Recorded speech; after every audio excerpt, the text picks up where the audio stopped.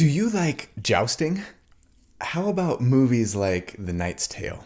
No? Okay, but I'll bet one of your favorite scenes from Lord of the Rings is the Ride of the Rohirrim. Come on, that jaw-dropping, goosebump-inducing cavalry charge.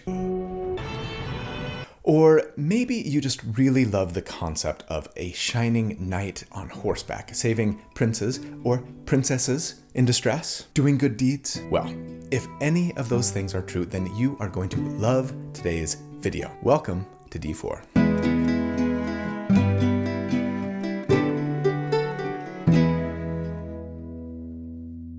Hey everybody, so here at D4, every week I take a deep dive into one specific character build for my favorite role-playing games. I like to crunch numbers about them, I like to theory craft about them, not so that I can tell you like the right way or the best way to play a character, but to explore one potential way to build something in the hopes of creating a character that is both really fun, but also really powerful to play. So if you also enjoy creating characters for your favorite role-playing games, or if you just really love theory crafting, or if you're looking for tips or ideas on how to build something that you're thinking about playing, then welcome home. This is where you belong, and I am so glad you're here. So thanks for watching. My name is Colby. Right, so of all of the amazing changes and buffs that we saw with the new 2024 rules for D&D, you know what really could have used a rework but stayed basically exactly the same? Mounted Combat. Yeah, I know. I'm kind of annoyed too, but that doesn't mean it's bad or that you can't build around it or take a really awesome character concept and create a fun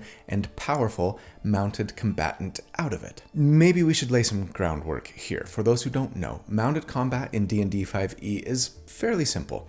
We're told that so long as the creature is one size larger than us, has been trained to accept a rider, and has an appropriate anatomy, we can spend half of our move speed to mount them, and once we have done so, we can choose to let them be a controlled mount or an independent mount. A controlled mount shares our initiative and simply moves on our turn as we direct it, but the only actions it can take are the dash, disengage, and dodge actions. An independent mount ignores your control, retains its own initiative, and can basically do what it wants, like make attacks if it wants to, but it also might decide to run away or attack a target other than the one you want it to, etc. And all of that is basically unchanged from the 2014 rules. I kind of wish they would have addressed some questions in the 2024 update. Like, if I'm mounted, what space does my medium-sized character occupy on a grid if my mount is large?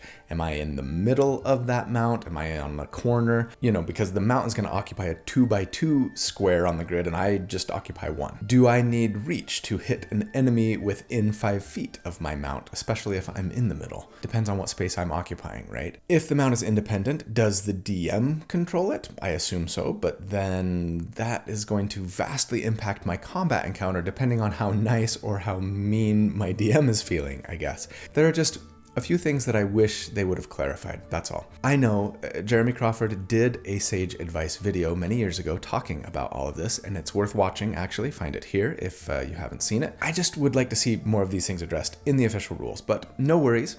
Thanks to what I would argue is a nerf to the Find a Steed spell, a lot of that, is it a controlled or independent mount or some sort of hybrid problem that we used to have, as a paladin anyway, got clarified for us. Despite that though, thanks to some other little changes and buffs in 2024, I think that we can take advantage of. A mounted combatant can be better and stronger than ever now. So we are going to build one to see how it stacks up. You ready to dive in? Mount up. I proudly present D&D episode number 209, the Knight in Shining Armor 2.0, the Mounted Combatant, the Lancer, the Knight of the Round Table, the Knight Rider, that's good, the Knight in White Satin, ooh, nice moody blues callback there, the Winged Hussar. Thanks as always to the Discord users for the awesome suggestions, you guys are the best, but I think I've got to go here with Sir Lance-a-Lot. Lances-a-Lot? No, let's stick with Lance a lot. Thanks to Rad1228 and Daniel from the Discord for the idea there. I think it's fantastic. Also, big thanks to my good friend Randall Hampton for the fantastic artwork that he put together for the build today. Man, I love this one.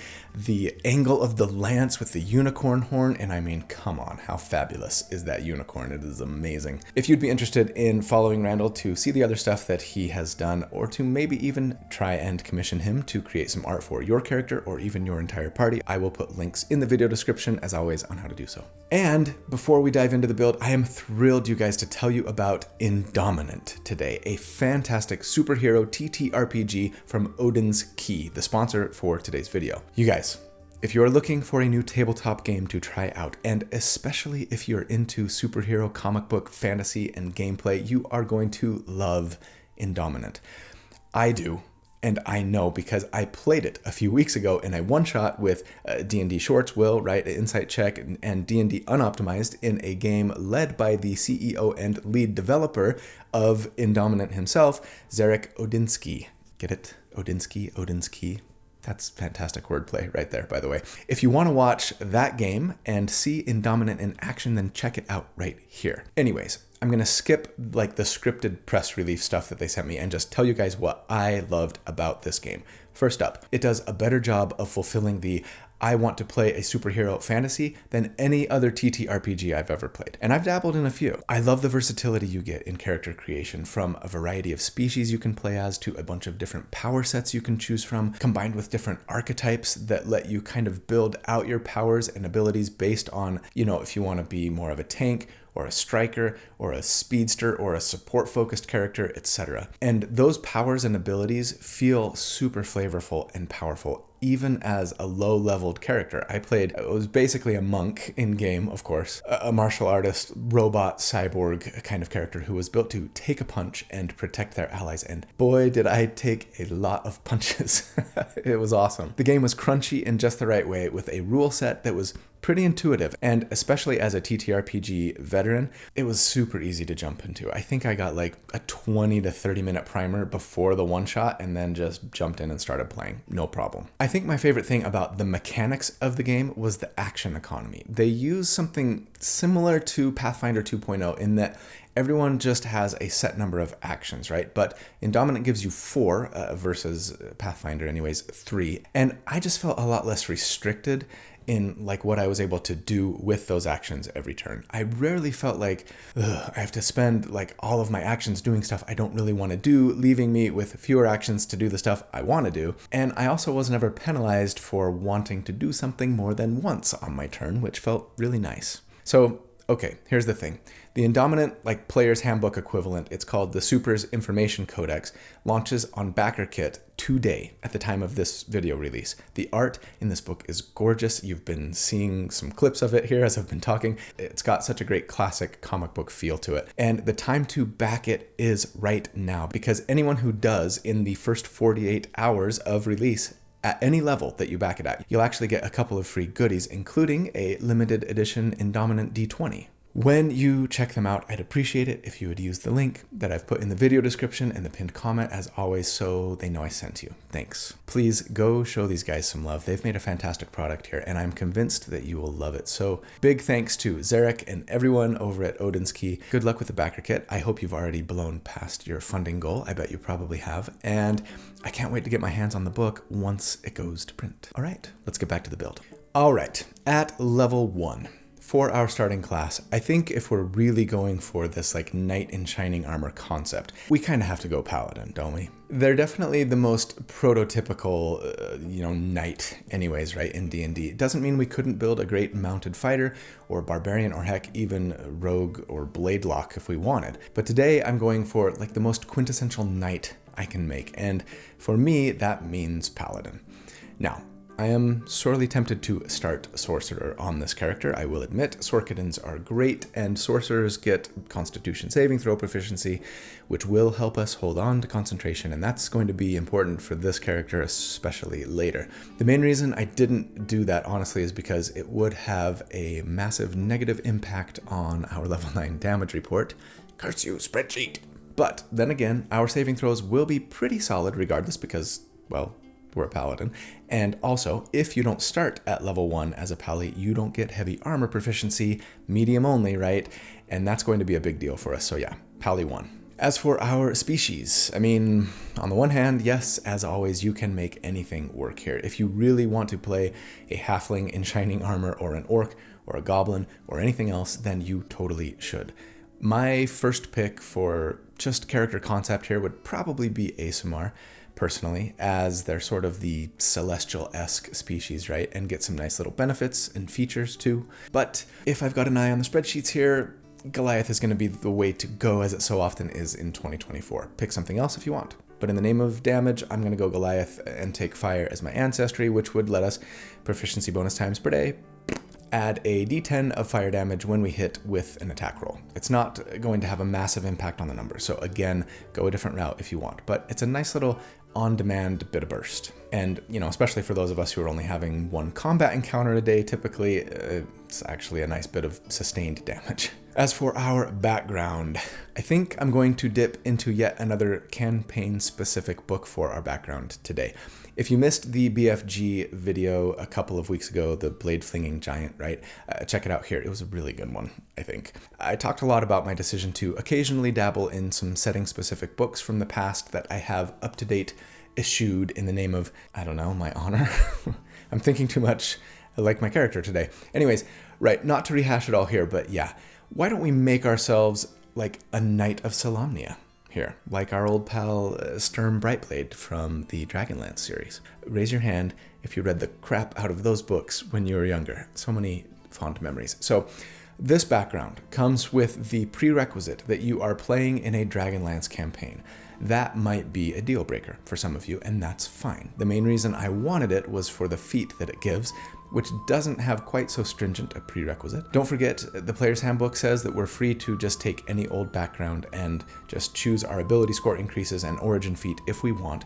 And the new Dungeon Master's Guide gives guidance on how to just create a custom background with our DM's permission, right? If you can't do any of those things, I suppose I'd probably grab the guard background here instead. But assuming we can, the feat that we would, want to start out with at level 1 here would be the Squire of Solamnia, which has the prerequisites of either playing in a Dragonlance campaign or simply being a paladin or a fighter. The feat is perfect for what we are going for with the build today. It says that we can mount and dismount by spending only 5 feet of movement instead of half our speed. That's potentially useful once in a while, and then says that once per turn, when we make a weapon attack, we can do it with advantage. And then, if the attack hits, we can add a d8 of damage to the roll. We can do this proficiency bonus times per day again, and actually only expend a use of it if the attack that we make actually hits. That was kind of them. Now, if for any reason you can't or don't want to take this feat, it's not a huge deal. I think I'd probably grab Alert instead, since we're going to be dumping our dexterity, and winning initiative is always important if we can manage it, and that's why I said, take the guard background, right? For our ability scores, I'm assuming the point buy method as always and say let's take a 15 strength plus 2, a 15 charisma plus 1, and a 14 constitution. So feel free to, swap that constitution and charisma there if you want. Actually, if you went guard, you're gonna have to go like 15 con plus 1 and 14 charisma. I just really like having a high charisma on my paladins for spells and especially for our aura of protection, but it's not a must-have. And no, we're not dipping Warlock this time or trying to use Shillelagh or True Strike to be sad with this build. We've done it before, and I'm sure we'll do it plenty more times in the future, but today we are a strength first paladin, and I make no apologies for it. For our starting equipment, let's grab some chainmail, a shield, and then yes, we want for our weapon, in case you hadn't guessed yet, the lance. The lance is such a cool, flavorful, and very unique weapon in D&D. It does a d10 of damage and has the heavy, reach, and two-handed properties, with the awesome exception that the weapon is not two-handed if we are mounted. Meaning, in that case, we can use both a heavy weapon and a shield. And I think this is the only way in D&D that we can do that, if I'm not mistaken. And that's really quite powerful. +2 armor class, more if it's a magic shield, right, is nothing to sneeze at. Especially when coupled with, eventually plate armor and the solid damage that we're going to be doing. This character is going to be a hard-hitting, highly mobile, very hard to kill character, and it's going to be awesome. Lances also have the topple weapon mastery, and since at Paladin 1 we get weapon masteries, then yes, let's grab the lance so that we can force an enemy to make a constitution save or be knocked prone when we hit them with it. Very nice. But then for your second weapon mastery here, I think I'd probably grab like a solid one-handed melee weapon, or maybe one I could throw like a javelin or a hand axe if I needed a ranged option. But yeah, as great as the lance is, sometimes you're not going to be able to be mounted, whether because the room is too small or because your mount died or whatever, and being able to pull out a longsword or a battle axe or warhammer in that case to keep your shield but get other benefits would be a nice option to have. Of course, you could always just drop the shield and keep swinging your lance with two hands, but hey, options are good. We also at Pally 1 get Lay on Hands, which gives us 5 points per paladin level that we can spend with a bonus action, and a touch to heal 1 hit point per point spent, or with 5 points to cure poison. Really solid support feature. As for the spells that we now get right at Paladin 1, which I love, I think I'd probably go with kind of the usual suspects here. Bless is a fantastic use of our concentration, buffing 3 party members, more if upcast, to add a d4 to all of their attacks and saves. Cure Wounds is a solid heal. Command is fun and potent, but as for damage, yeah, I think we're going to want Divine Favor, which is cast as a bonus action and thereafter simply adds a d4 of radiant damage to all of our weapon attacks, lasts for a minute, and no longer requires concentration.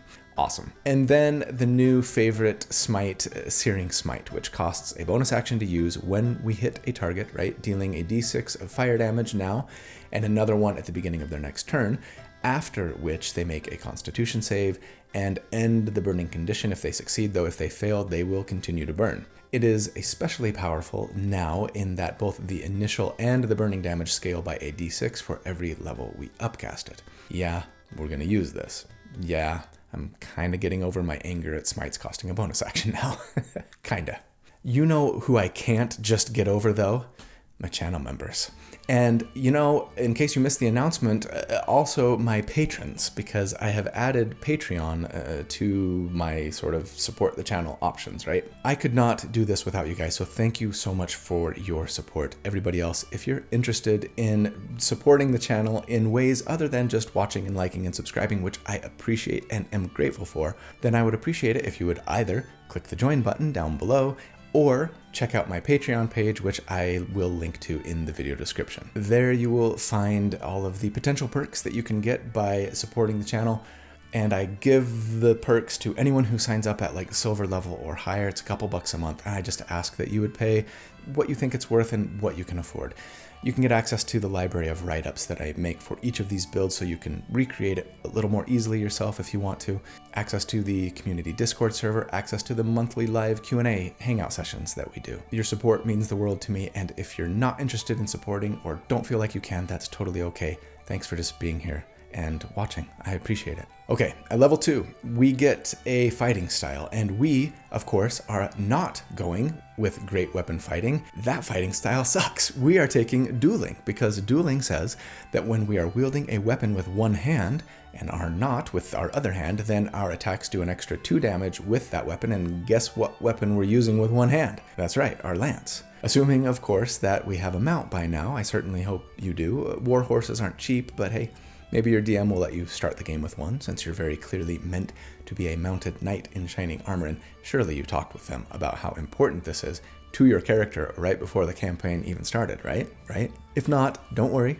Soon enough, we'll be able to just summon our own. Then we get Paladin's Smite, which says that we automatically know the Divine Smite spell and can cast it once per day without spending a spell slot. Nice to have if we're running low on resources. At level 3, we get Channel Divinity, which says that twice per day and recovering 1 use with a short rest, we can use Channel Divinity for something from our subclass, more on that in a second, or use it for Divine Sense, which lets us use a bonus action to sense celestials, fiends, and undead for the next 10 minutes who are within 60 feet. But then yes, paladins also get their subclass here, of course, and today we are going with not vengeance, not devotion, but glory. Yes, glory. This is the first time that I've ever used the Oath of Glory in a build. If you look at the table of contents that I link to in every video, you would know that already. So that really excites me, actually. Let's read the flavor text about them to celebrate. Strive for the heights of heroism. Paladins who take the Oath of Glory believe they and their companions are destined to achieve glory through deeds of heroism. They train diligently and encourage their companions so they're all ready when destiny calls. These Paladins share the following tenets: endeavor to be known by your deeds, face hardships with courage, inspire others to strive for glory. Awesome. So, okay, if you wanted to go vengeance or devotion or anything else, then you totally should. I love glory for this build for a few reasons. First, because I think it just fits the best thematically. Ride for ruin, for glory, right? Cavalry charges are all about the glory. Second, because I love their spell list, one spell in particular. And third, because between the Lance's topple weapon mastery and the Knight of Solamnia's free advantage we can draw on once in a while, as well as some other things that we'll talk about later, I don't think we are typically going to need the Vengeance Paladin's free advantage on this build, so it just felt like the best time to try and work this subclass into a build. Are you as excited as I am? No? It's just me? Okay, that's fine. Let's dig in. So, Glory Paladins get 2 additional uses for their Channel Divinity, actually, which is a little unique.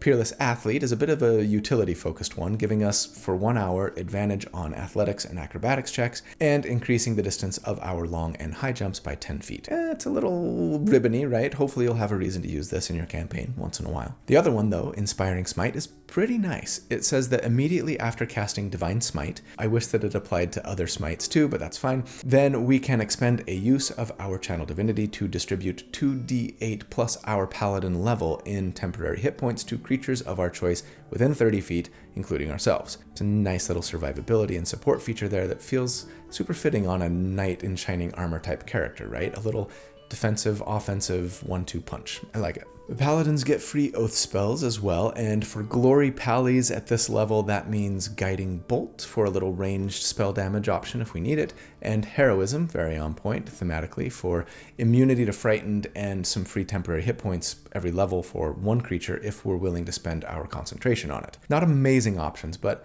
they'll come in handy once in a while for sure. Okay, at level 4, we get our first general feat, and of course, we're taking Great Weapon Master here because we are attacking with a heavy weapon, and that means we get to bump our strength to 18 and then add our proficiency bonus in damage when we hit an enemy with a heavy weapon, specifically as part of the attack action only, right? Letting us, thanks to the Lance and our mount, take advantage of both the dueling fighting style and the Great Weapon Master feat, and I think this is the only way to do that in D&D 5e, and it's freaking fantastic. Don't forget, we do get to make a bonus action with the weapon if we get a critical hit or kill our enemy. We'd have to decide between doing that and smiting, of course, but this wouldn't cost us any resources, so it'll be nice to fall back on when we can, even if the bonus action attack doesn't get to add our proficiency bonus to the damage, which is lame. At level 5, we get extra attack, first of all, so that we can make 2 attacks now with our attack action.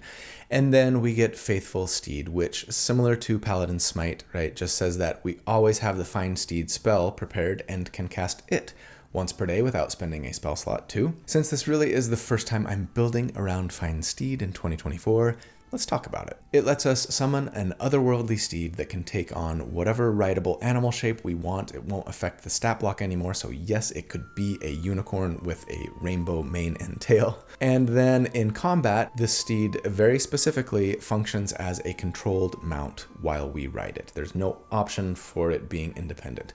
It has some cool attacks and bonus actions it can use, but it really won't be using those unless we become incapacitated, at which point it would act independently, focusing on protecting us. I suppose some may argue that you could just not mount the steed and then it would function like a pet maybe, but I have a hard time believing that that would fly at most tables. There are no rules written here for how you would command it if you weren't mounted.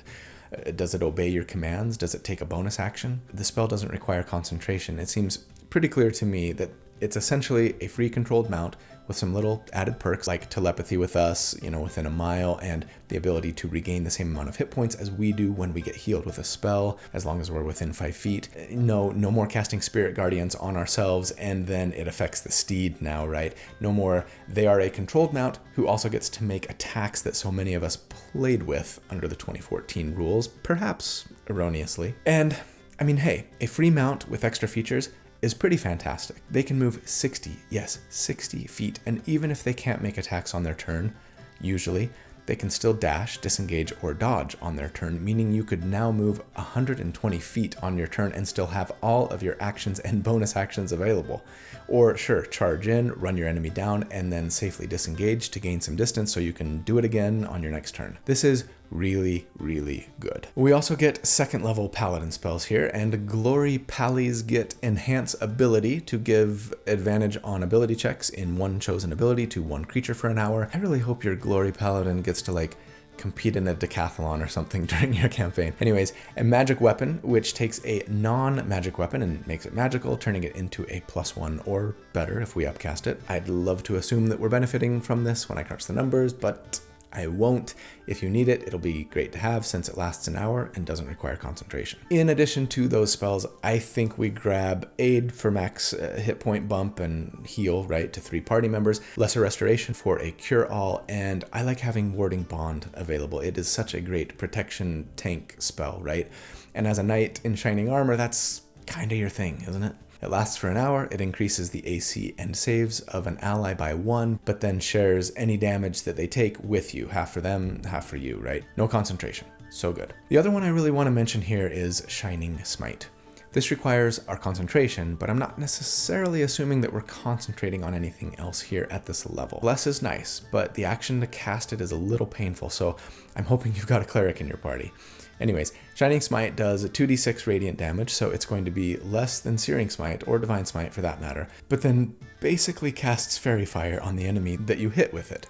They shed bright light, they can't go invisible, and all attacks against them have advantage. That is pretty awesome, and makes me feel a lot less bad for not being a Vengeance Paladin. At level 6, one of the best features of any class in the game, right? We get Aura of Protection, and this increases our saves and those of any ally within 10 feet of us, including our mount, by our charisma modifier, unless we become incapacitated. Really, really, really awesome. And this brings us to our first damage report. So let's talk about what combat ideally looks like for us here. On round 1, we'll mount up if we're not already.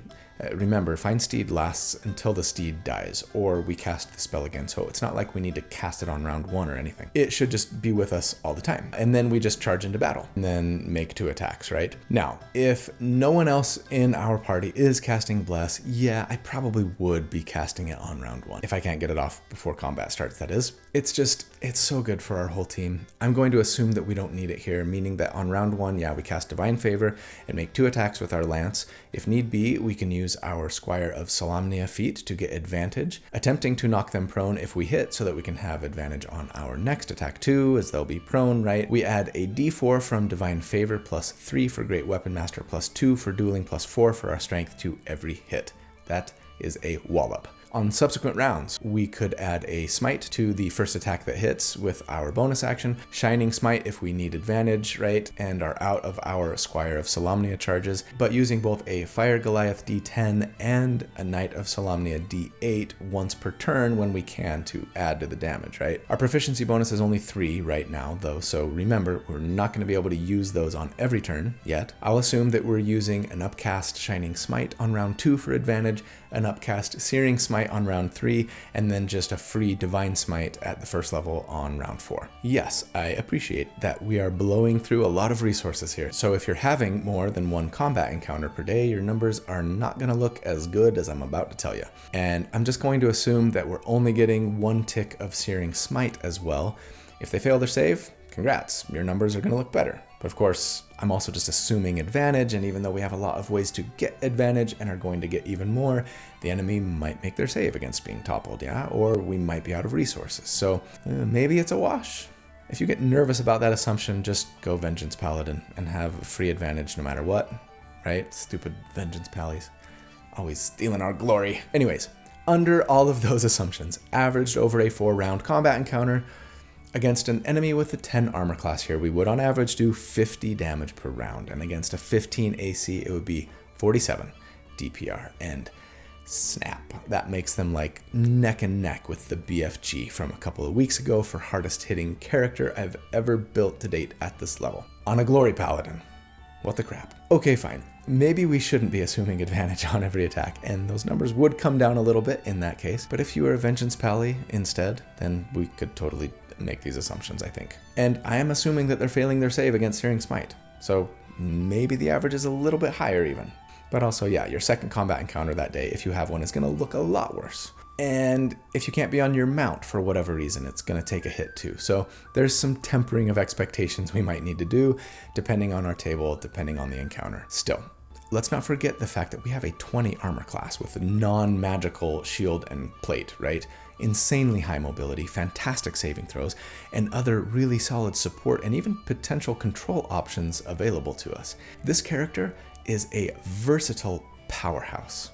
Let's see where it goes from here. At level 7, we get Aura of Alacrity, and this is one of the other reasons I wanted to go Glory Paladin for this build, actually. The Vengeance Pally level 7 feature sucks, but this says that our speed increases by 10 feet. Okay, that's not amazing for us, but then whenever an ally enters our Aura of Protection on their turn or starts their turn there, and our steed is definitely an ally, right, then their speed increases by 10 feet too, meaning our faithful steed has 70 feet of movement and 140 if they dash. That is incredible. And I love it. We are riding Shadowfax, baby. At level 8, we get another feat, and as much as I'd love to just bump strength to 20 here, it's what the spreadsheet wants me to do. I feel like we couldn't be a very good, best mounted combatant character if we didn't take the mounted combatant feat, right?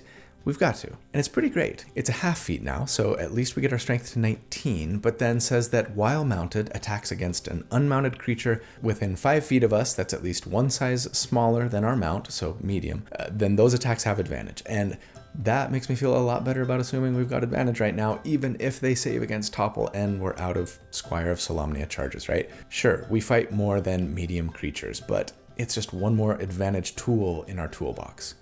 Anyways, Mounted Combatant also tells us that our mount basically has evasion, taking no damage on a successful save against fireballs and things, and half if they fail, so long as we're riding them anyways. And then we can make an attack that hits our mount to hit us instead. Now, this is actually a significant nerf from the 2014 version of the feat. There, we were told that an attack against our mount can be forced to be made against us instead.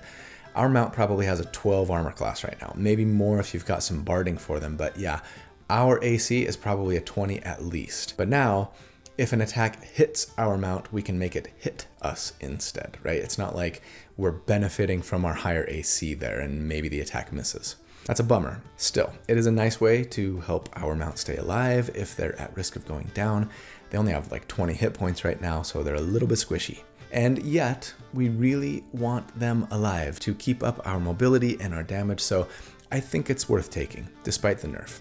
And hey, it's a half feat now, so it kind of got buffed too. But level 9 is a really nice bump for this build, for all paladins, especially glory paladins, because first we get Abjure Foes, which is a solid feature. It lets us use a magic action and a channel divinity charge to force a wisdom save against charisma modifier number of enemies within 60 feet, or be frightened for a minute or until they take damage. And while frightened, they can only move or take an action or a bonus action. Very, very solid debuff there and worth using if the situation calls for it. But then, yes, we get 3rd level paladin spells, and while Aura of Vitality is fantastic for healing, Dispel Magic is always useful, and you never want to leave home without Revivify. Glory Pallies get protection from energy, and yes, haste for free, and that is incredible. Haste is always good, right? +2 to armor class, advantage on dexterity saves, double move speed. Well, maybe we should be casting this on our steed. And then, yes, an extra action per turn, though if we take the attack action with it, it only grants us one more attack, right? Now, alternatively, we could use Spirit Shroud here instead to buff ourselves. That's what I did on the dexterity-based Vengeance Pally I built a few months ago. And Vengeance Pallies also get haste. So OP. The reason, though, that I was using Spirit Shroud on that build, right, was because that paladin was getting 4 attacks per turn thanks to the dual wielder feat and the Nick weapon mastery. And their attacks weren't hitting nearly as hard as ours per attack. With Great Weapon Master and that +2 from dueling, we get more mileage out of just even getting one more attack with an additional attack action, thus qualifying, right, for the Great Weapon Master damage bonus, yeah, by going haste here over Spirit Shroud. And yes, even though we're incapacitated for a round, if we lose concentration on haste, I still think it's worth using. Bring on the high risk, high reward gameplay. I love it. And now we've got a 22 AC minimum with haste on and solid saving throws. I'm only slightly worried. I also wanted to mention Blinding Smite here. It's available to us at this level and is a nice upgrade from Shining Smite if we need it. It hits harder, it's a 3d8, and automatically applies the blinded condition to the enemy that we hit with it, and it doesn't require concentration so that we can still be hasted. So yeah, if they succeed on their save against being toppled, just hit them with Blinding Smite, and while the damage from it is less than Searing or Divine Smite if upcast, blinding your enemy, which gives you and your allies advantage on attacks against them and gives them disadvantage on their own attacks, is well worth it. To say nothing of other reasons you might not want your enemy to see you, like if they have spells or other abilities that require them to see their target, right? So good. But this then is all just in time for our level 9 damage report. Since last check, we have added lots of utility and control and good things for our mount, as well as some nice additional support options, but the only thing we've really done to increase our damage is add the haste spell, which is significant. As well, I suppose, as gaining, one more proficiency bonus so that we can potentially use our Fire Goliath and Squire of Solamnia features every round. And it gives a bump to our Great Weapon Master feat too, right? One bummer: we can't cast Haste and Divine Favor on the same turn, nor can we Smite on the same turn that we cast Haste. One more reason that I really do hate the Smite changes for 2024. Anyway, on round 1, now we would be casting Haste with our action and making a single attack with it, adding the Squire and Fire Goliath bonus damage if we hit. Then on round 2, cast Divine Favor with our bonus action and make 3 attacks, right, thanks to Haste.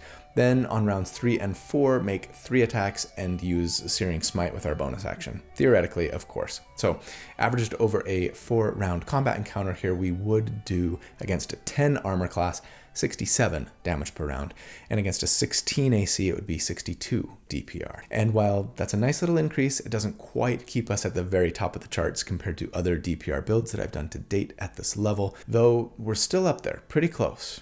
And yeah, it would have been even better were it not for the slow ramp up time, yeah. Our round 1 here is actually worse than it was at level 6, thanks to needing a turn to cast Haste, then using Divine Favor on round 2 instead of smiting, but overall, we are still in an incredibly solid place, and it is just gonna keep getting better. At level 10, oh, Paladins. Pallies might be the best scaling class in the game, I think. I mean, sure, full casters just keep getting better and stronger spells, so make the argument that this isn't true. But maybe for martial characters at least, or mostly martial characters. I know they're half casters, but just take the spells totally out of it here. I mean, as I said in that Knight of Knaves build a long time ago, right? Pallies are so hard to multiclass out of sometimes. Sure, dip for smite, but otherwise, every single level or two, there's just something juicy, with something else really juicy on the horizon. I wish Wizards of the Coast could design all of their classes in the same way. To their credit, they often do or get close, and the 2024 rules are better than ever in this regard. But Paladins are sort of the gold standard for me when it comes to, motivating me to not multiclass. Case in point. Even though we would get a lot of mileage out of multiclassing into a full caster at this point, at level 10, we get Aura of Courage, and that's so good. It gives us another buff to our Aura of Protection, this time adding immunity to Frightened for everyone in the Aura. Fantastic. But better yet, for damage purposes, at least, at level 11, we get Radiant Strikes, which simply adds another d8 of radiant damage to all of our melee weapon or unarmed strike attacks. Lovely. And then, at level 12, there's another feat for us just waiting, and we really need it because we want to get the Charger feat for this build especially, right? We're cavalry. We can't not be benefiting from charging into battle as often as possible. Charger lets us bump our strength by 1 to the cap of 20, finally, and then says that when you dash, your speed increases by 10 feet, okay? Might help if we're not mounted once in a while, but then says that once on our turn, if we move at least 10 feet in a straight line immediately before hitting with a melee attack, we can either do an extra d8 of damage or push them up to 10 feet away if they're not more than one size larger than us. And I mean, this isn't any kind of crazy damage increase, but we needed the strength bump, and it felt like the best option, both thematically, of course, and mechanically. It'll be nice to have some forced movement when we need it, but I'm just going to assume that we're getting an extra d8 of damage once per turn instead. And yes, assuming that we can charge every single turn really isn't too much of a stretch for us. Remember, our mount has 70 feet of speed and can disengage every round. It's hard to imagine that we couldn't, outside of a fight in a really small room, fairly reliably charge in, attack,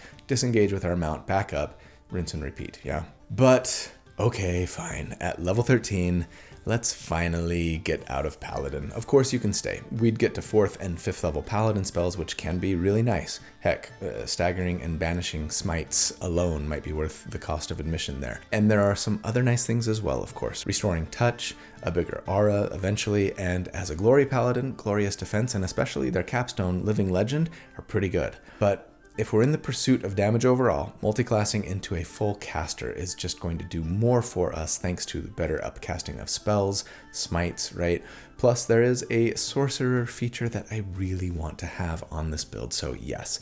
Let's finally be the Sorkadin that I hinted at back at level 1. As a Sorcerer 1, then we get Innate Sorcery, which I tried to really make use of in that Sorcerer Spell Sword a few weeks ago, and it is quite nice. It says that twice per day we can use a bonus action to give ourselves advantage on all of our Sorcerer spell attacks and increase our Sorcerer spell DC by 1. We're probably not going to get a ton out of this feature on this build, but it'll be nice to have just in case. As for the sorcerer spells we get here, remember that our charisma is probably only a 14 or a 16, so you might want to focus on stuff you don't necessarily need a high charisma for that just works, right?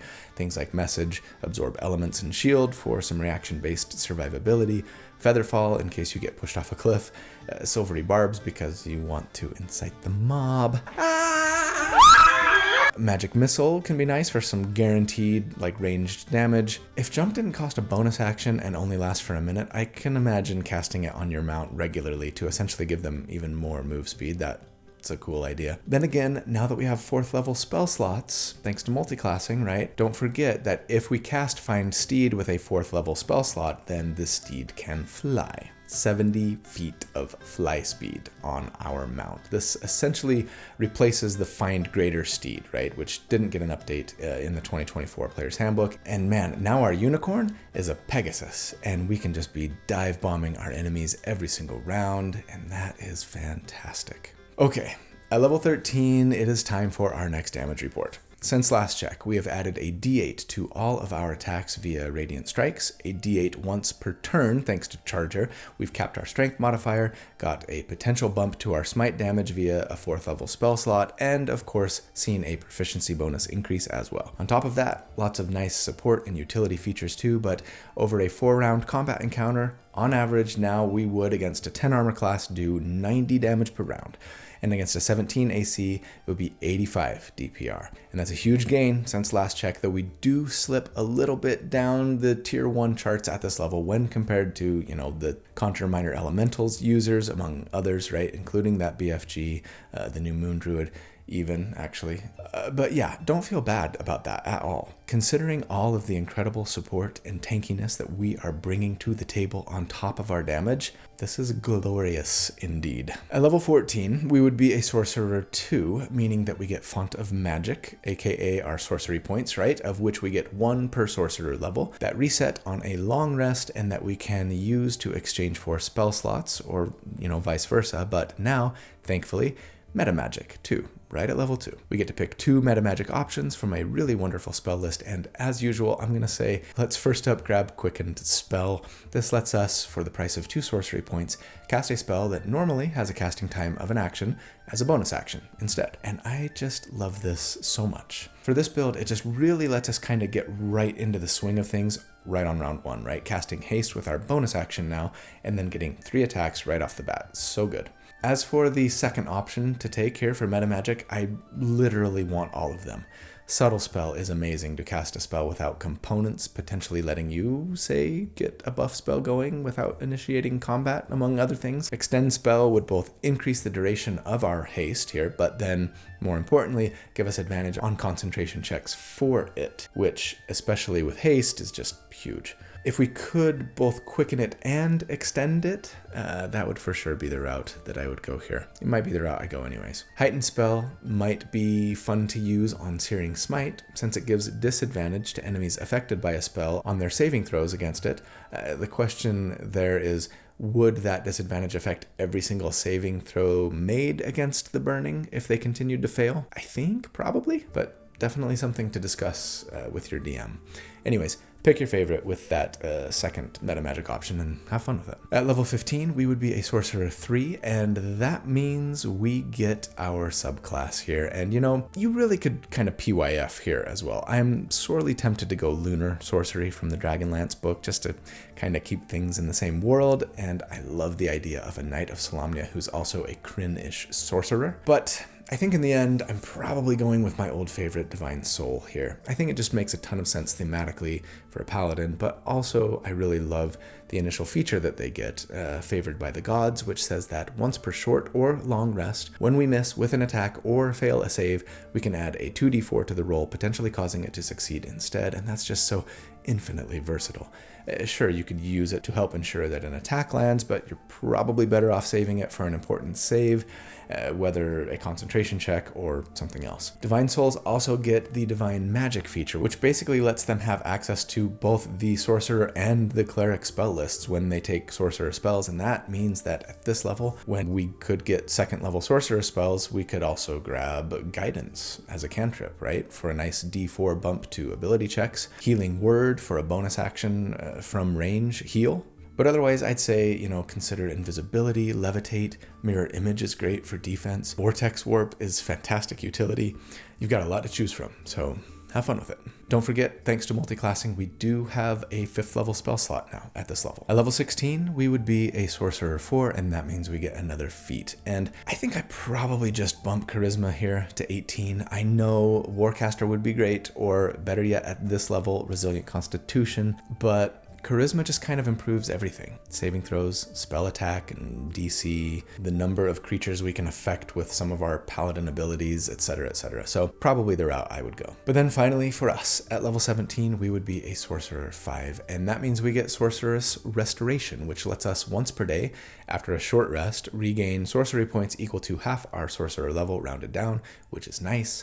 And then we get the almighty 3rd level spells, Sorcerer and Cleric spells, and that means a ton of amazing options. Catnap, Counterspell, Daylight, Fear, Fireball, sure, Hypnotic Pattern, Slow, heck, you could even take Spirit Guardians. And with all that mounted speed and a free disengage or dash, just hit every enemy on the battlefield with it. Remember, in 2024, it affects enemies when we just move the area of effect over them, right? Upcast that thing to 5th level and do 5d8 damage to every enemy that you run past. That's not a bad play at all. And will probably get you more total damage than Haste would, right? Anyways, don't forget, we do get a 6th level spell slot now at this level too.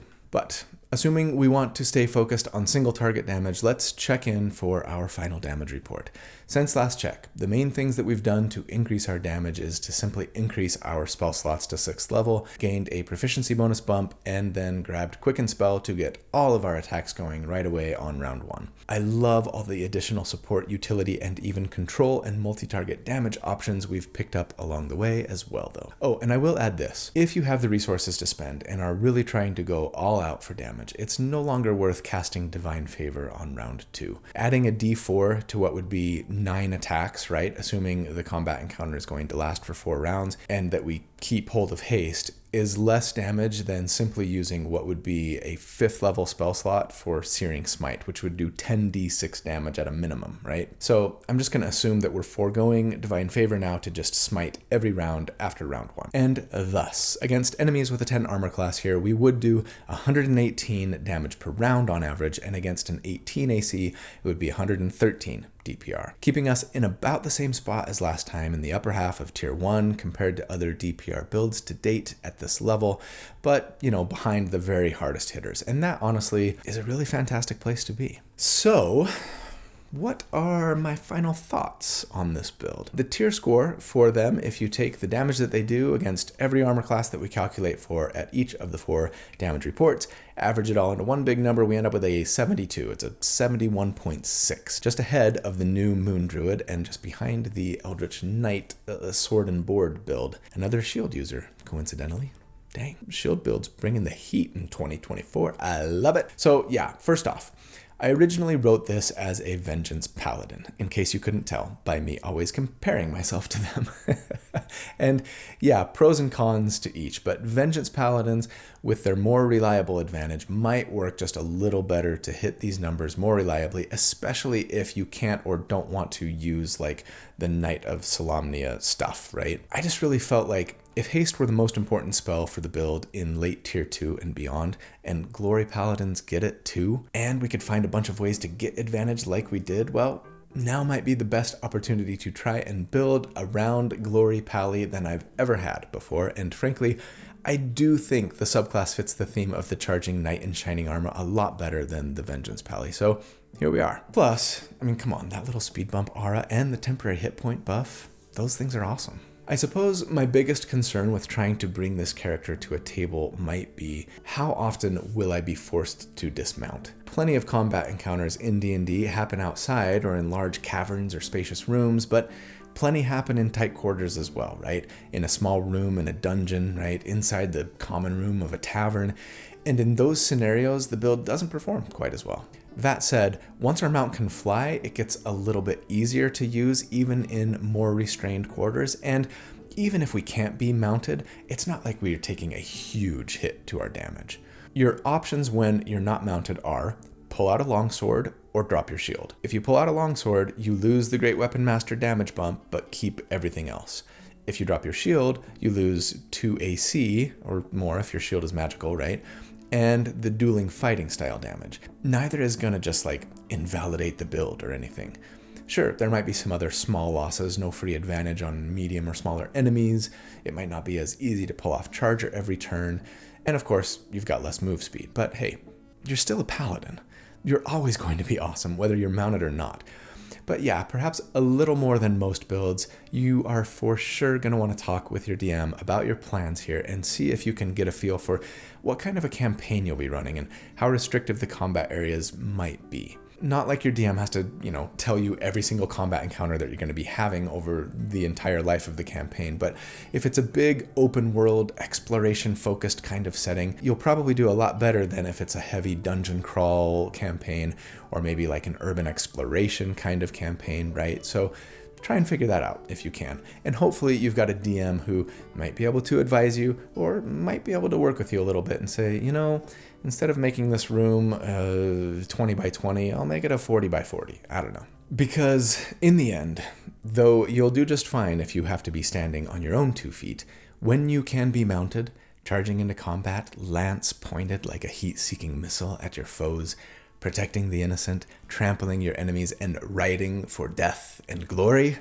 this character is just going to be exhilarating to play. So I certainly hope you get to try them out sometime, but that is the build for the week. I hope you enjoyed it. I certainly loved putting them together. I hope you know that I love you guys. Thank you so much for all that you do for me and for this channel. It means so much to me. I hope you have a fantastic day and a great week, and if you don't, I hope you'll hang in there. Do not give up, please. You've got this. I hope that you will do good and be kind and be glorious, and that I see you again very soon. But until then, take care. Bye.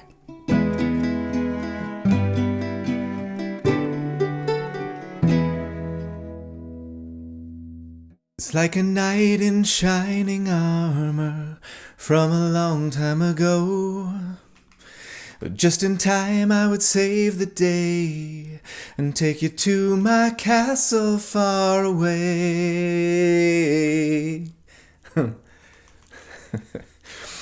I am a man who will fight for your honor.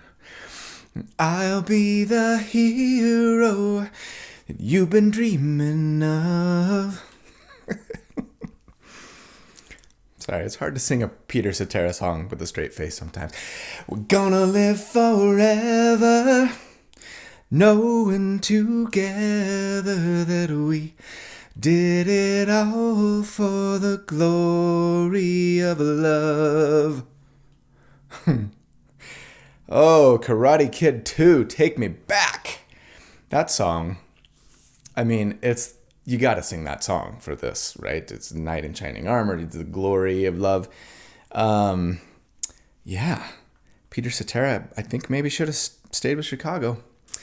But tell me if I'm the only one who, when hearing that song, is instantly, transported back to junior high at the skating rink.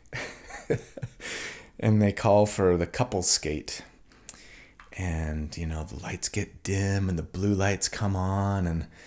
And you see all those couples out there holding hands skating around to that song. And you look over at that crush, trying to decide if you can get up the courage to ask. But then you don't. And you just watch longingly at the rest of the couples skating around. Whew. I'm not a romantic. You're a romantic.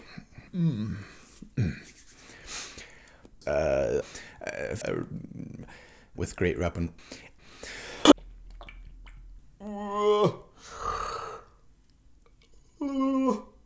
Yeah, now our unicorn is a Pegasus. They're called something. My daughters know this. Something corn. Oh, come on. I'm losing credibility with all of my bronies. It's a corn